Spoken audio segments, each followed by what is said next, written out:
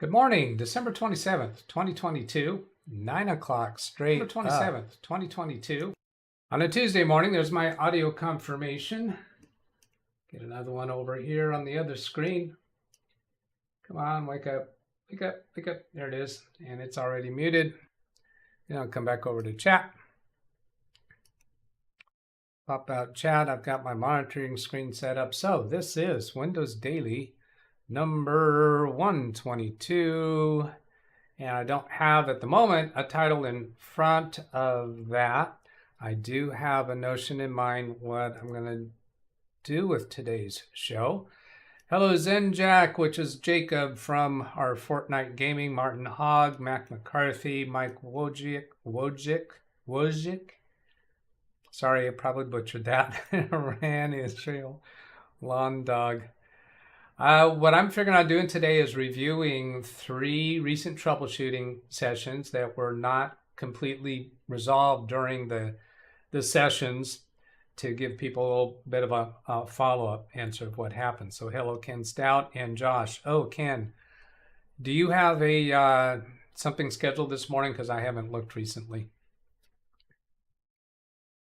Yeah, and I'll come back and look at your response in chat in a moment. Doug, can I have help making a bowl of cereal from Jacob? Jacob, we didn't answer. You were asking what headset that I'm using. This is the headset, HyperX Cloud Mix, and I'd have to say after a little bit of consideration, I'm not going to recommend it for you. This has some extra capabilities that I was interested in. It has a removable microphone. It can be used on Bluetooth or USB cable connection, or there's one other way that it works.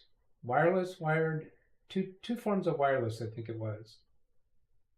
Yeah, I'm not sure what it was. But anyway, you're paying for extra capability that you probably don't need. So Jacob was asking about what headset I recommend for him. But first, Jacob, we got to figure out what is causing that echoing noise. It's a little bit of a mystery. So then let's move on to these recent shows. There was Eric for no sound in the Steam game, Lawn Dog for File Explorer crashing, and Josh regarding his printer driver that kept failing to install. I think that was on a Saturday, December 17th. No, that was 7 days. Yeah, that was a Saturday show that we did that. So I'll come over to another page here and show some. What I have here is emails that I have flagged for today's date to be included in today's show. And since Josh's show was the oldest of these and the simplest to follow up on, I'll give you this answer here. Let's open that up. And I should have had this prepped a little bit better for blurring some content. And I know Josh probably doesn't care about blurring his email address, but for good procedure and practice, I'll do that anyway. So hit that one, and then come over here.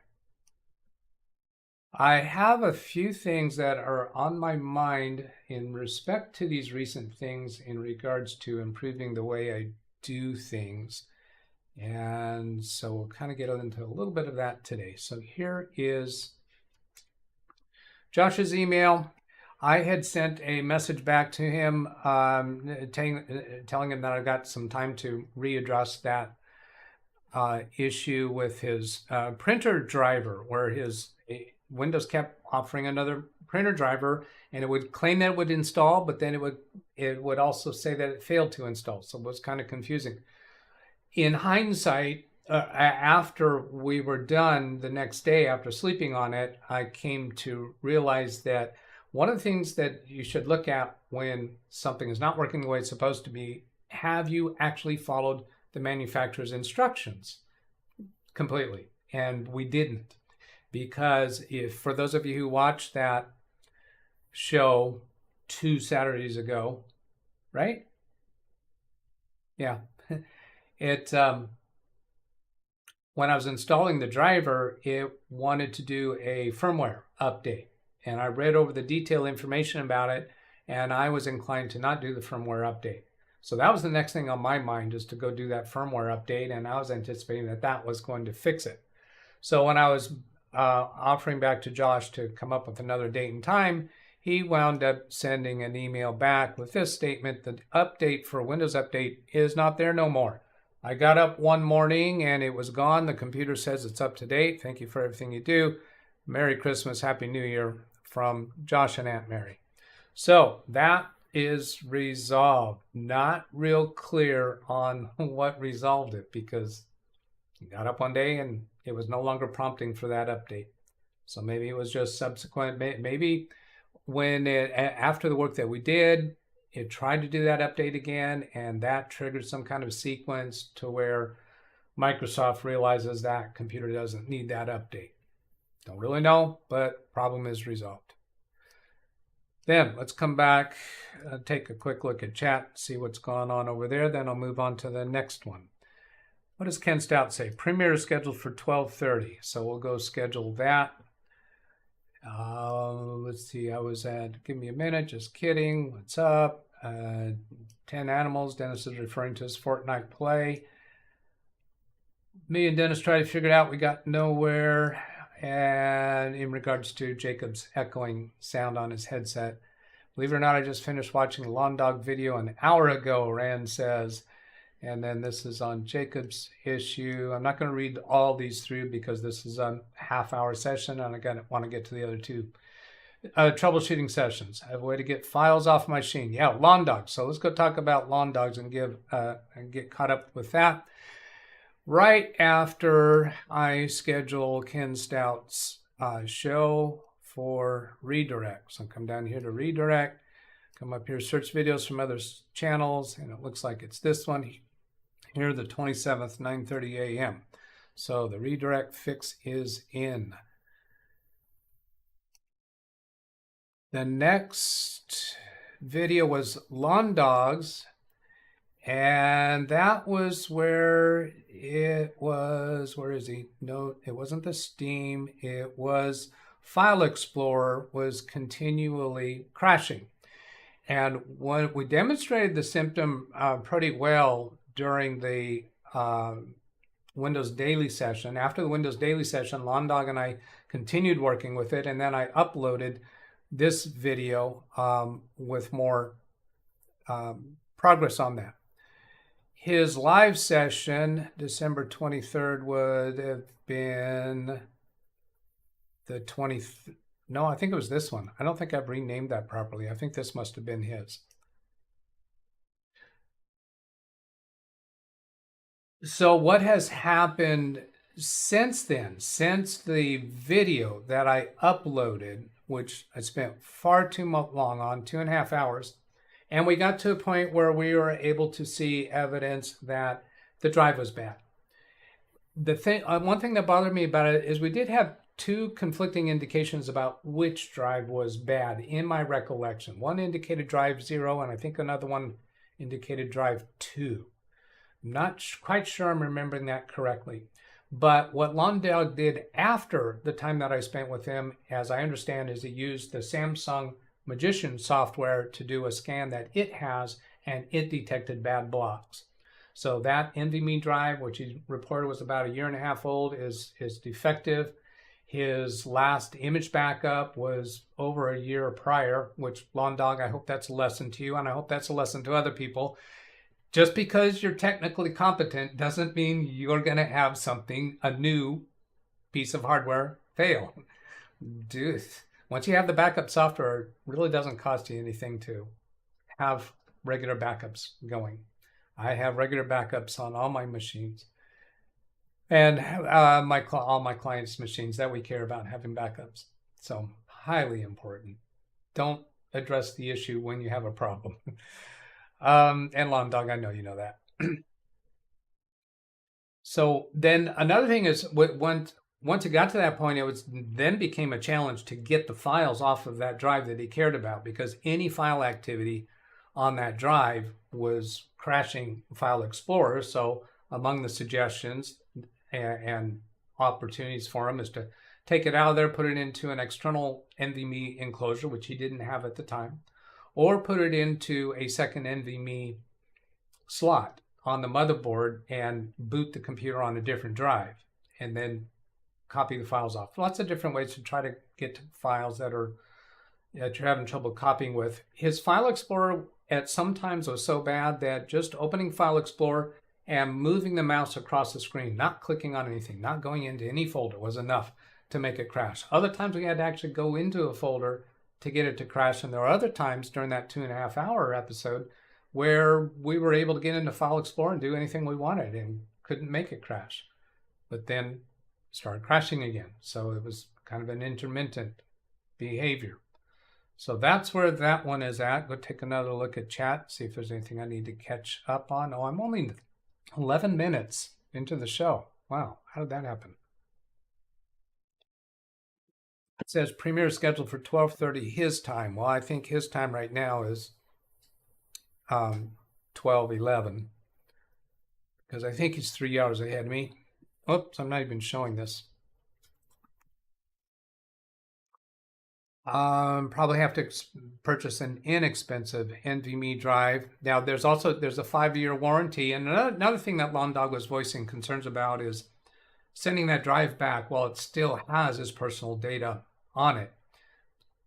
How do you deal with that? Well, my response, if I were sending my own into them for a warranty replacement, frankly, I would not worry about it for me. Now, the reason for that is because on all of the accounts that I care about, I have two-factor authentication.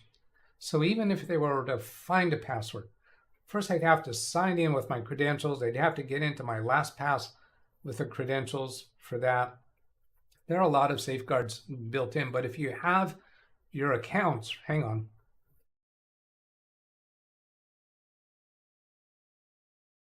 If you have your accounts properly protected, they're not going to be able to get to it. Now, if you have some private content in there in documents or pictures, something like that, in the case of sending it to Samsung, the people that are employed there we're probably working under quotas. The chances that they're going to see your name sending this in, your name on the return address, and say, oh, that's a really high value target. That person, I bet they have really big deal secrets on there that I could make money off of. They got to be criminally motivated to be doing that in the job that you're in. And I suspect the company probably has pretty high security settings. So no, is it a risk to send it in? Yeah, but frankly, I wouldn't be bothered with. But what you can do, of course, is use some kind of a wipe program to wipe it. Is that going to work when you have bad blocks? I don't know. Try it. If you're that concerned, don't do the warranty coverage. Just demolish it, break it. That's the cost of an NVMe drive is very cheap insurance if you really think you're vulnerable at that point. Those are just my thoughts. Not saying that's the right action, but just my thoughts. I'm not too upset about having to purchase another drive. I can always use it in either my machine. I have 2 slots for a total of 3. Probably put it in an external box. And of course, to get by, you could boot the computer on a spinning drive. You don't have to install Windows on an NVMe. You could install Windows on a spinning drive, because if that's what you have on hand right now, and make a backup image of it and then restore it to an NVMe drive once you get it. Let's see, it's still got a blur turned on there. Let's turn that one off. Connected USB port. Aunt Mary situation is all good now. Good on you, Aunt Mary from Forbin.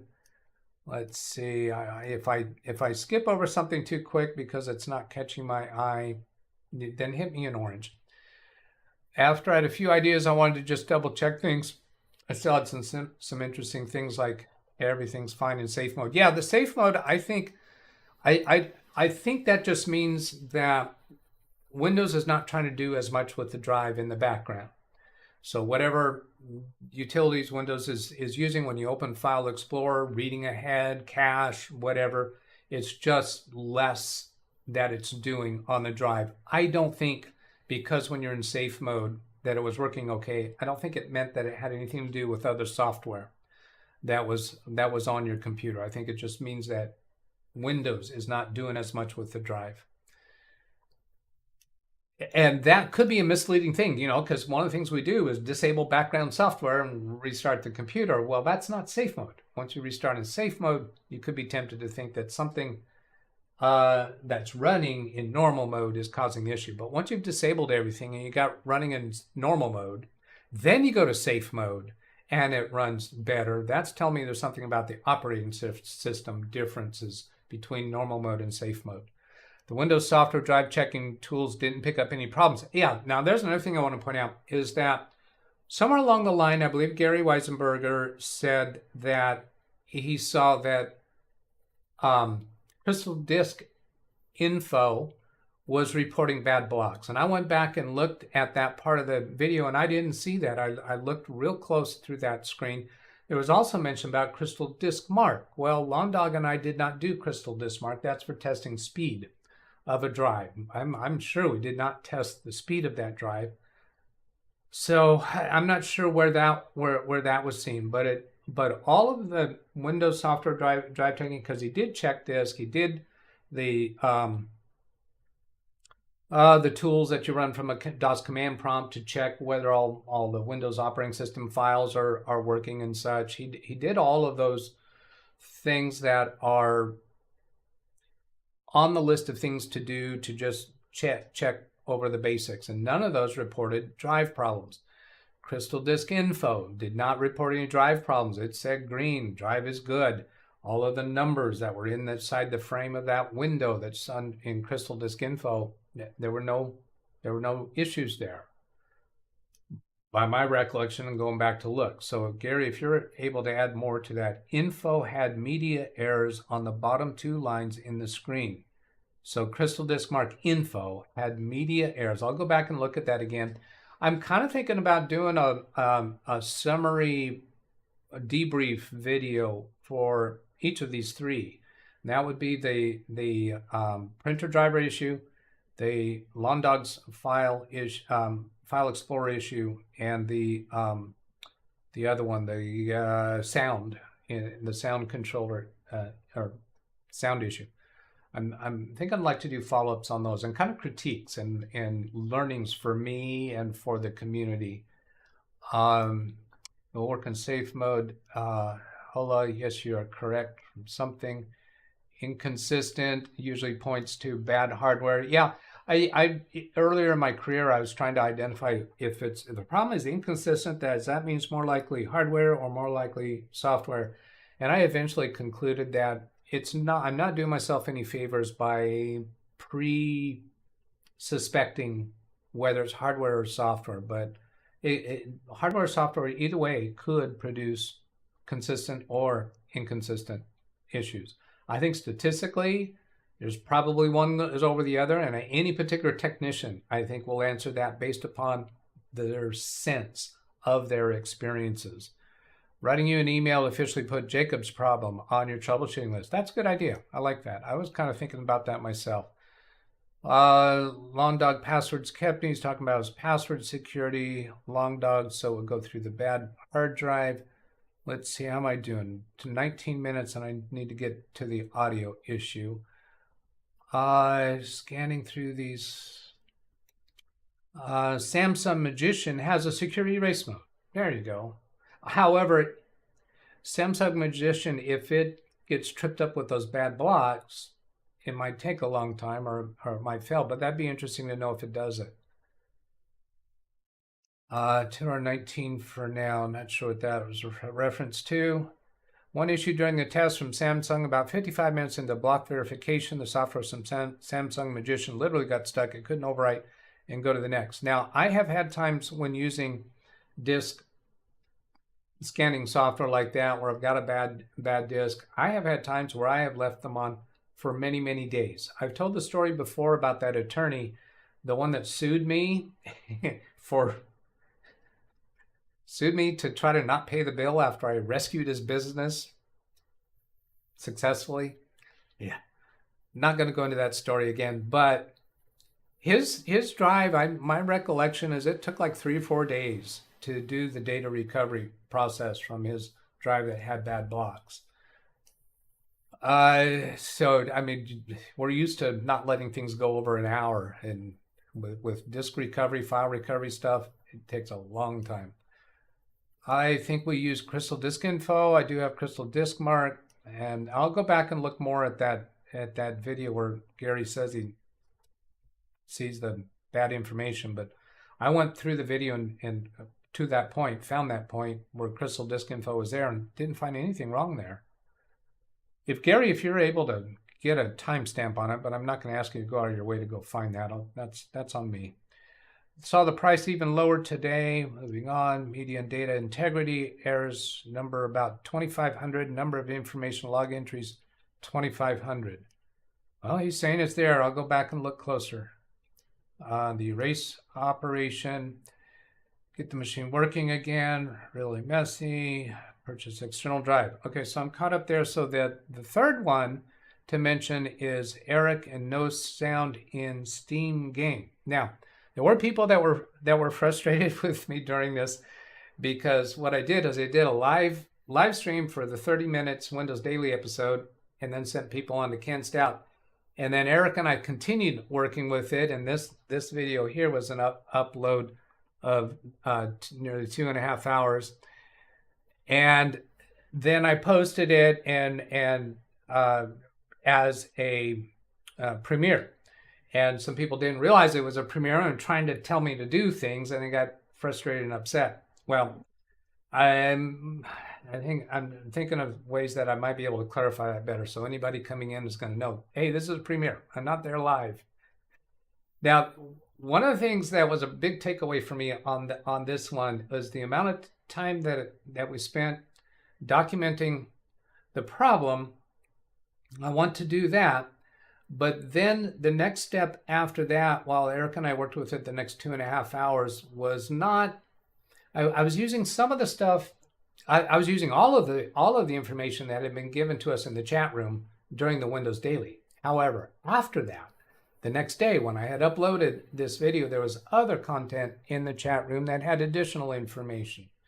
And I think that additional information is particularly useful and on point because, and one of the Google searches I did was a clean uninstall for that game program. There are other files that do not get uninstalled, and so deleting those user configuration files is a significant piece of the solution. Now, I want to show you a way that I tracked that over here. Bring up this screen on my, let's see, Live Windows Training. If I come down to Windows Daily and then come to that date, the 24th, see those, I got those 5 links there. These came from the chat room, and they had varying pieces of information, varying relevancy, but one of the things that's contained in there is the clean uninstall and deleting those profile contents. So I right click on that and choose open all 5, and that brings all of them up here. Now I think this one is the clean uninstall. Here's uninstall, file 4, and then delete these folders. So that's something that we didn't get to while I was working with Eric. Certainly he could go try doing that himself. And Eric, if you're watching now or later, I'd love to do this with you on another live video and see if that solves the problem. I have high optimism that will solve the problem. Now, because of the amount of time that Eric and I spent with this, just using troubleshooting techniques without finding good instruction and without sleeping on the issue, those factors give me a little bit of pointers to say, hey, maybe I can limit the symptom demonstration, symptom documentation, and have the interaction with the chat room, and then in the video do more research in the session with the user, and then come back perhaps the next day or another time to take a better targeted solution. Because I've been spending 2.5 hours on things with just using troubleshooting techniques without the research, and I think that's burned me at least twice now. Maybe 3 times recently. So I'm thinking about some ways to change the way I do things on these troubleshooting projects. So then here's the next one. This was no audio in the game, and I think we did do some of this. I'm not trying to go through these in detail right now, just developing a little bit further how I can have a procedure and a process to these troubleshooting adventures. This one, no sound, and sometimes when these types of articles say solved, that doesn't always mean it's a solution for our issue at hand. And I don't know offhand which one this was because it's been a little while. And then this was a time stamp that somebody gave me straight into a video. So this is just a little bit of demonstration about my development evolution of how to proceed with these troubleshooting experiences to get better efficiency of results and better satisfaction from the participants in the chat room. Come back to the chat room. Samsung Magician runs under Windows. Yeah, and there was also a comment. Let's go over here to Dennis's comment on channel comments. He made some comments on that particular situation. I think this was the File Explorer with Londog. Early on, it appeared File Explorer was crashing. Microsoft renamed Windows Explorer to File Explorer upon the release of Windows 10. I don't know if he's making that mention because I kind of use the terms interchangeably. A little bit over-relaxed on terminology. Maybe you determine this later in Event Viewer. I guess the name difference. Also, it looked like he has a dedicated Intel Arc graphics card. Now, that was something that's still a little bit ambiguous to me because the drivers that were showing in Device Manager, when I did a search for the one driver, not remembering what it was now, but there is an actual graphics card with exactly that name of that driver. Yet, Londog was telling us that was a, oh boy, am I getting confused between the two computers now? I'm not going to go into detail on that because it's not on my mind right now. I wasn't really planning to talk about that. But it appears there's only an Intel graphics card, and that's what he was telling us. Maybe there's no Intel Arc card after all. You need to refresh Event Viewer with F5. That was when I was mentioning about not seeing the new error message pop up. The reason I was expecting that is because just minutes before, I did notice one pop up. So it was odd to me. Maybe there's a certain timing, but pressing F5 requests the refresh of that screen at that time. So acknowledging that. Final thoughts from Dennis. Reseat the NVMe drive. Reseat both ends of the SATA cable. Say the NVMe drive doesn't have a SATA cable. Reseat both ends of the USB mass storage. Basically, I think it's saying reseat all of the cables. I would go along with that too, particularly because there was that, since there was a little bit of conflict, is it drive 0 or is it drive 2? Because I saw those in 2 different places. Now, that's why I kind of want to go back and make a debrief video where I go back and review all the things in there after having slept a few nights and have a fresh mind. Arc is Intel's discrete GPUs.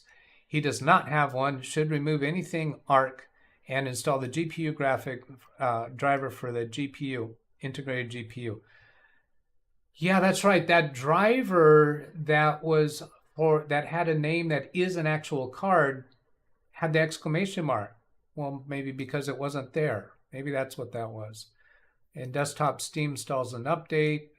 Eric using rain meter to add desktop functionality. A quick web search for the keywords rain meter. Found some reports even when not using any of rain meter's audio specific plugins. Sometimes interferes with audio. So there could be something there too. So I think it's time to send you over to Ken Stout's show. I will catch up with whatever else is in chat. I read through the messages more closely to see if there's anything in there I need to grab. There's my email address. So I hope that was useful. Have a great day. Catch you later. Goodbye. Why is my stream